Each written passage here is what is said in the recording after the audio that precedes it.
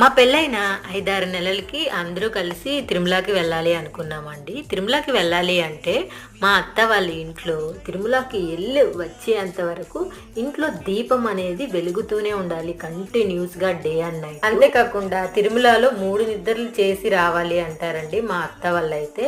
అలాంటప్పుడు ఎక్కువగా దీపం వెలగడం వల్ల అయితే దేవుడు పటాలు అంటుకునేసాయన్నమాట. అంటుకొని కరెంటు కూడా షాక్ వచ్చేసింది రూమ్ మొత్తము. మేము తిరుమలలో ఉండగానే మాకైతే కాల్ చేసి చెప్పారనమాట. ఏం తప్పు చేశామో ఏంటో ఇలా అయిపోయింది అన్నారు కూడా. ఇంకొంతమంది అయితేనండి కోడలు వచ్చిన వేళ విశేషం కూడా అన్నారండి.